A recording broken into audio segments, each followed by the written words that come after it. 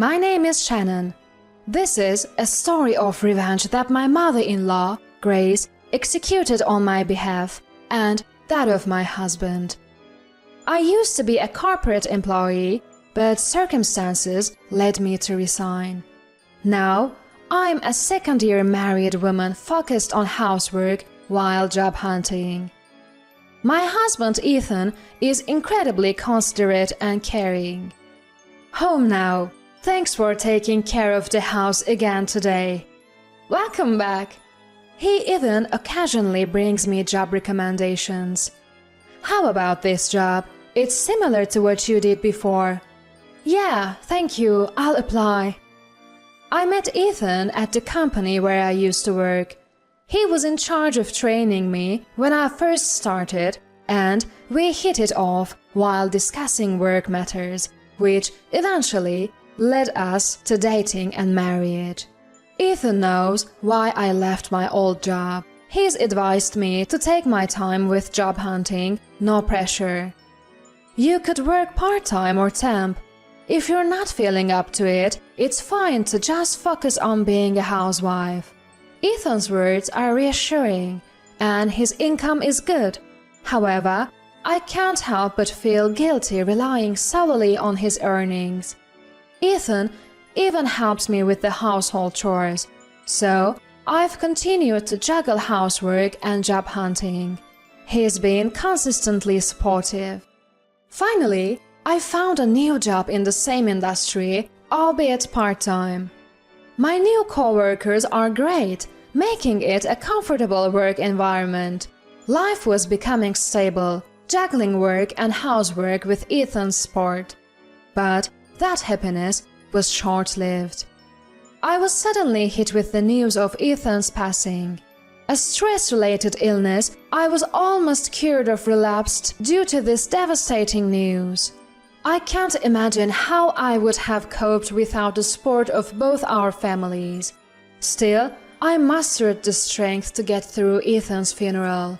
Naturally, his colleagues, who were my former colleagues, also attended.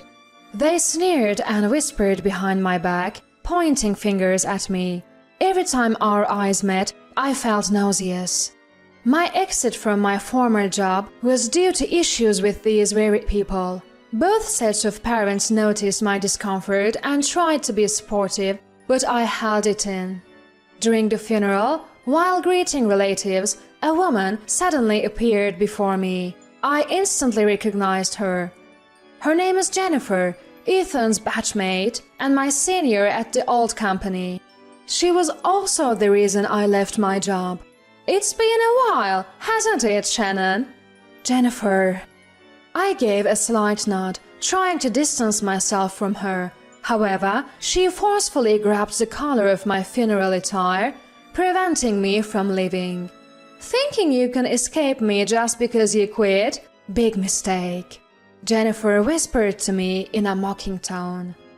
Jennifer was the CEO's daughter and did whatever she wanted because of her dad's influence. Right off the bat, I became her target. It seemed like she really didn't like me, harassing me at every turn. She even spread all sorts of rumors about me, rallying co-workers to her side using her status as the CEO's daughter. This Jennifer was always impeccably made up, gorgeous, and constantly surrounded by male employees.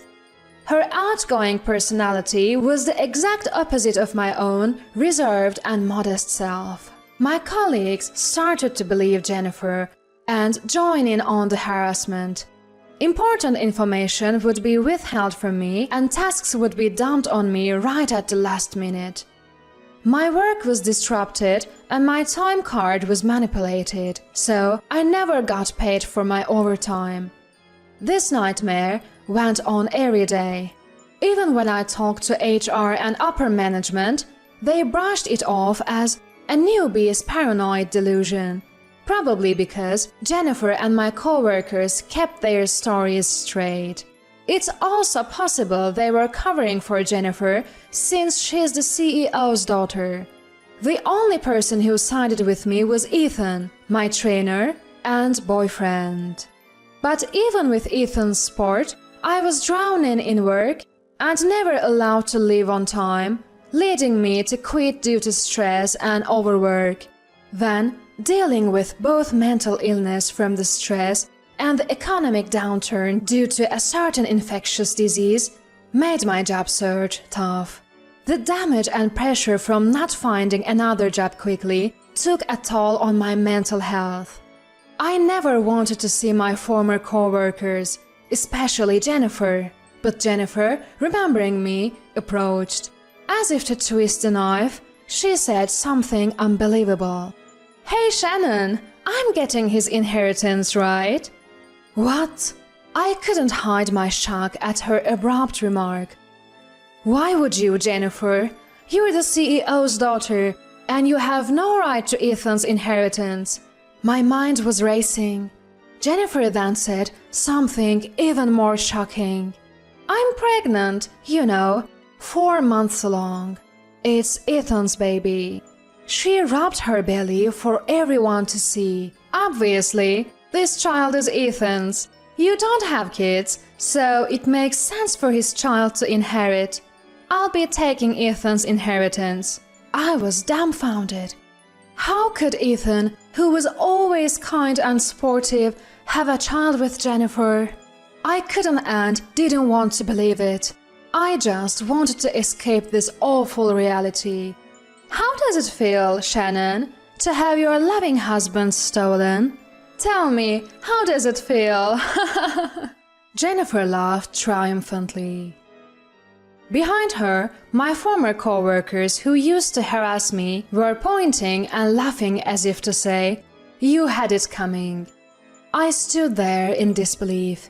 Suddenly, Grace appeared from behind me, pushing me aside to confront Jennifer. "Were you the one blackmailing my son with embezzlement charges?" "What? What the I was baffled by Grace's words. "I know everything. That you're embezzling from the company, framing my own son for it, and threatening him with fake evidence. You are also sabotaging Shannon's job prospects, all of it." "Hold on, Mama. What are you talking about? Slander without evidence could get you sued." Jennifer was desperately playing dumb. "I've got the evidence right here." With that, Grace pulled an envelope from her coat pocket and scattered its contents across the funeral hall. It was incriminating evidence of Jennifer's embezzlement and her threats against Ethan. The room erupted in whispers as Jennifer's dark truth came to light. "What's going on here?" "Jennifer, you're the worst!" "Embezzlement and threats? Those are crimes!" "Well, wait, this is… that…" Jennifer was clearly panicked, but soon regained her composure and turned to me. "But the fact remains, I'm carrying Ethan's child. Hand over the inheritance now." "No need to worry about that. That child isn't Ethan's." "What? Do you know about perinatal DNA tests? My son discreetly had one."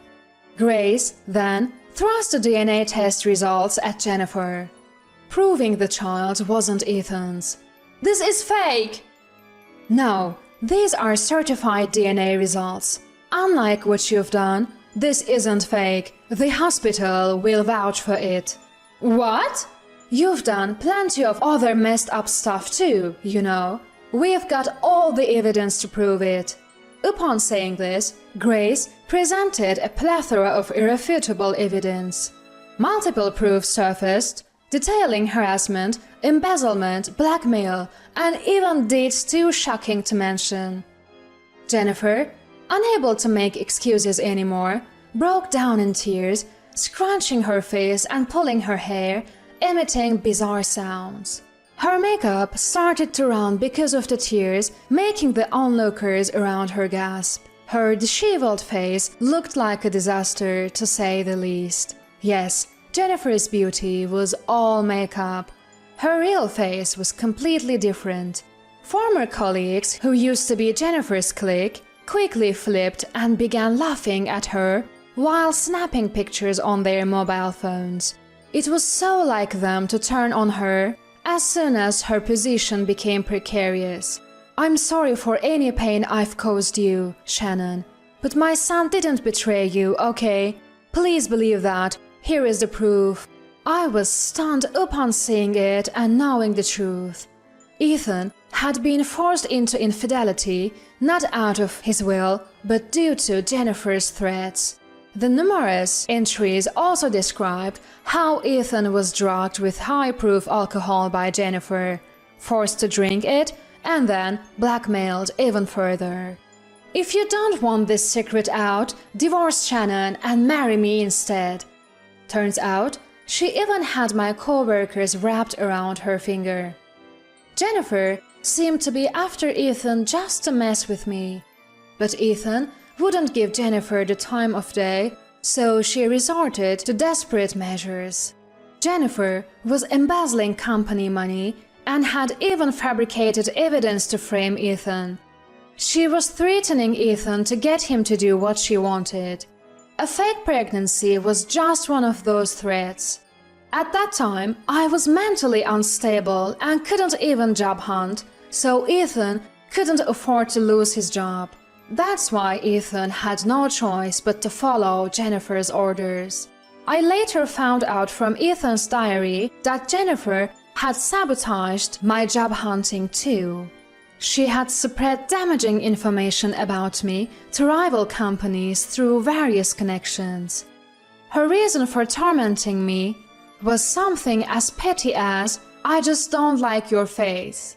The reason she messed with my job search and tried to steal Ethan was simply, she couldn't stand me being married to a high-value guy despite being beneath her, and she wanted to ruin my life. Jennifer couldn't bear the thought of someone she considered lesser being happier than her. She planned to leave me jobless and divorce Ethan. Even after quitting her job, she kept on hounding me. My anger towards Jennifer was just unstoppable. Ethan, although he acted strong, was troubled by the false charges Jennifer pinned on him. But Ethan couldn't just sit there and do nothing. He was gathering evidence of Jennifer's embezzlement and threats during his work hours, planning to take legal action against her. Then tragedy struck Ethan just when he was getting ready. He was overworked, sporting my job search while dealing with work and gathering evidence. I too am to blame for not noticing Ethan's struggles. But what Jennifer did was simply unforgivable. She harassed me for petty reasons, sabotaged my job hunting, and did terrible things to Ethan. There was no way I could forgive her. Later, it turned out the father of Jennifer's baby was a married man, and she was sued for a large sum. Jennifer went crying to her CEO father, but her embezzlement and terrible behavior got her fired. Her parents were so furious at her conduct that they disowned her. "Someone like you doesn't deserve to be a daughter." Jennifer was left penniless and kicked out. When the CEO and his wife learned about the situation, they came to apologize at Ethan's memorial, insisting on paying a large sum as compensation. Although I felt it wasn't their fault, they insisted. "I spoiled my daughter, and I'm responsible for not noticing the office drama." So, I ended up reluctantly accepting the money from the CEO, but as for the boss, I couldn't forgive Jennifer no matter what, so I decided to take legal action against her. The boss and his wife supported me, even introducing me to a top-notch lawyer. Perhaps Jennifer's former entourage had something to do with it, but information about the harassment against me and various acts Jennifer had committed started spreading on message boards and social media. Naturally, Jennifer ended up behind bars, facing charges of embezzlement, threats, and more. She had been so focused on harassing co-workers she didn't like and company-sponsored dating events that she hardly did her actual job.